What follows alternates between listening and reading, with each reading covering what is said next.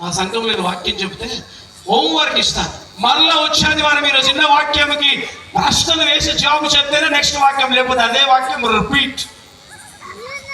చిన్న వాక్యము మీరు కుటుంబం అంతా కూర్చొని డిస్కషన్ చేయాలి.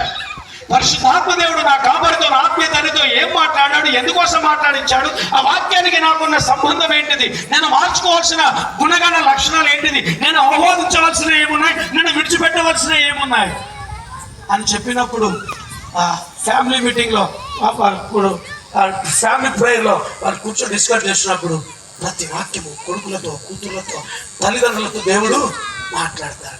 ఎందరో తాగుబోతులు మారారు, ఎందరో అలా చేస్తున్నారు. అందరూ అలాగా మారుదుము గాక, మార్చబడుదురు గాక. తప్పిపోయిన కుమారుడు, తప్పిపోయిన కుమార్తెలు ఎందరో ఉన్నారు. వాళ్ళందరికీ వాక్య సందేశం వినాలి. మనం ఎవరు, ఎక్కడి నుంచి వచ్చాం, ఎందుకు వచ్చాం, ఇక్కడ ఏం చేస్తున్నాం, తిరిగి చనిపోతే ఎక్కడికి పోతాం. కనిపిస్తున్న జీవితము కేవలం 60, 70, 80 ఏళ్ళే. అధిక బలం ఉంటే లేకపోతే ఇంకా తక్కువే. కనిపించని మరొక జీవితం ఉంది, అదే యుగ యుగాలు పర్వతాలతో ఉండే గొప్ప వాక్యం. అది ఎవరు చెప్పట్లేదు పిల్లలకి. ఇదే లైఫ్, ఇదే ఎంజాయ్ అనుకుంటున్నారు చాలా మంది కూడా. ఇది కానే కాదు. ఆనాడు సంసన్ ఒక గొప్ప ప్రణాళిక చేత భూలోకానికి పంపించబడితే అవన్నీ కూడా డస్ట్బిన్ లో వేసేసి ఫిలిస్తీన్ అమ్మాయిని చూసి ఈమెను నాకు పెళ్లి చెయ్యండి అని చెప్పేసి చాలా మంది దేవుని చిత్తాన్ని పక్కన పడేసి సొంత వాటి కోసం తిరుగుతున్నారు. అన్నింట్లో ఫెయిల్ అయిపోతున్నారు, ఎటుగాని జీవితాలు అయిపోతున్నాయి. బట్ ఈ రోజు దేవుడు చెప్తున్నాడు, అలాంటి జీవితాలను నూతన మార్పులోనికి, నూతన ఆశీర్వాదంలోనికి నేను తీసుకెళ్ళాను.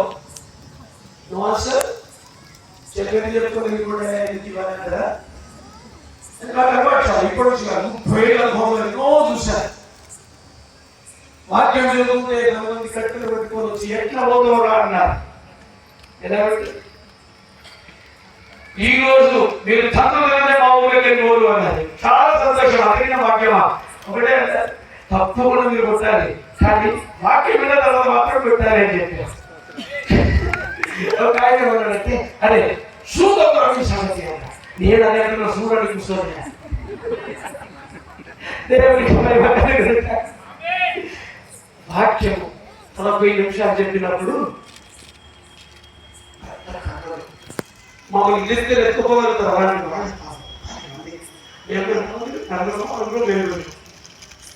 వాక్యం అయిన తర్వాత కట్టెల మనిషి నలుగురు వచ్చి, సార్ మమ్మల్ని క్షమించండి, మా కోసం ప్రార్థన చేయండి అన్నారండి.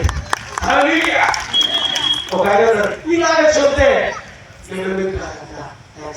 అందుకని చెప్పాల్సిన విధంగా చెప్పుదుము గాక. హల్లెలూయా, హల్లెలూయా, దేవునికి మహిమ కలుగును గాక. కాబట్టి దేవుడు మమ్మల్ని అనేక ప్రాంతాల్లో దేవుడు మమ్మల్ని వాడుకుంటున్నారు. కాబట్టి వాక్యం అర్థమైతే, నిలవైతే పరిశుద్ధాత్మ ప్రేరేపణ ద్వారానే మేము వస్తాం. చెప్పండి, ఆ డాడీ కాదు, నాది కాదు, ఆ పరమతండ్రి పరిశుద్ధాత్మ దేవుడు ఏ ప్రేరేపణ కలిగించి ఇస్తాడో అది మాత్రం చెప్తాను. చెప్పకపోతే నా దేవుడు ఏం చేస్తాడు, సేవకులకి 2 అంతల శిక్ష.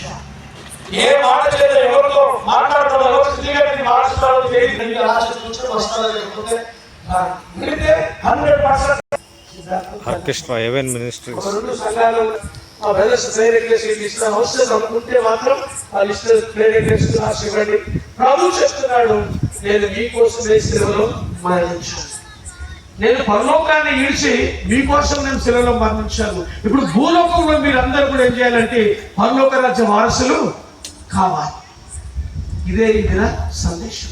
హల్లెలూయా. ఒకవేళ అలాగే నా గురించి ప్రార్థన చేయండి, నేను పరలోక రాజ్య వారసులుగా అవుతాను. ఇంతవరకు ఇంత చక్కటి సువార్త వినలేదు, నేను రక్షింపబడలేదు, నేను బాప్తిజం తీసుకోలేదు, ఒక క్రమం కలిగిన సంఘం వెళ్ళలేకపోతున్నాను అంటే దైవజనుడు సిద్ధంగా ఉన్నాడు, ఆ సంఘాన్ని పరిచయం చేస్తారు, చెప్తారు, అక్కడికి వెళ్దాం, నా గురించి ప్రార్థన చేయండి అని ఒక జీవం కలిగిన మందిరంలో నేను నాటబడి పచ్చని ఒలివ మొక్కల వలె వర్ధిల్లుటకు ఆ దేవుని మహాకృప నాకు అవసరం, నా గురించి ప్రార్థన చేయండి అన్నవారు. ప్రార్థన చేద్దాం, తల వంచుకుందాం, ప్రార్థనలకు ఏకీభవించండి. మహోన్నతుడా, మహాగణుడా, కృపాసత్య సంపూర్ణమైన మా తండ్రి, నిరంతరం స్తోత్రాలు కూడా చాలిన దైవమా, మీకే స్తుతులు స్తోత్రములు వందనాలు ప్రభువా.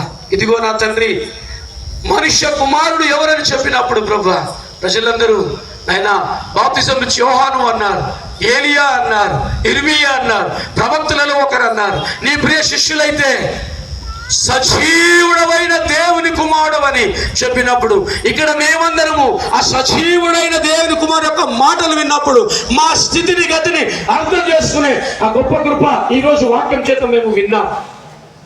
నా కోసమే యేసుక్రీస్తు ప్రభుల 2020 సంవత్సరాల క్రితం పరలోకం విడిచి భూలోకానికి దిగి వచ్చారు. కన్య అయిన మరియ ద్వారా 33.5 సంవత్సరాలు భూలోకంలో జీవించి నాకు ఒక మార్గము చూపెట్టి ఒక ఆశీర్వాద వచనాలు నాకు అందించి, అయినా నా పాపములు అలా ఉంటే ఎడ్ల రక్తం, కోళ్ళ రక్తం, మేక రక్తం చేత నా పాపములు కడిగి శ్రేష్టమైన రక్తము కావాలంటే అది క్రామకోద మతమచ్చరములు లేని రక్తము కావాలని యేసుక్రీస్తు ప్రభుల వారే సిలువ మరణానికి అప్పచెప్పుకొని ఆ సిలువ మరణములో చిందించబడిన రక్తము చేత ప్రతి మనిషిని పాపములు క్షమించబడ్డాయని, విడిపించబడ్డాడని గుర్తిరిగి ఇక్కడున్న బిడ్డలందరూ ప్రభా మిమ్మల్ని రక్షకుడిగా అంగీకరించుకోవడానికి ఇష్టపడుతున్నారు.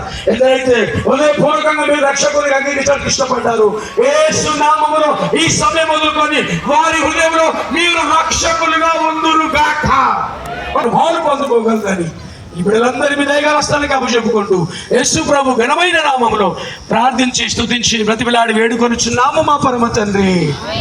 ఆమేన్, ఆమేన్, ఆమేన్. భయపడుతున్నాం సమయం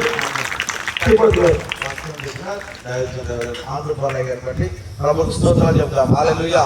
ఇంకా దైవజనులు దేవుని సేవలు బలంగా వాడుకున్నట్టుగా మనందరం కూర్చుందా. మన మధ్యలో ఎఫ్సి వీడియో వచ్చి మాస్టర్ గారు బ్రదర్ స్నానం పడ్డారు, వీడియో వచ్చి హాతలు పడతారు.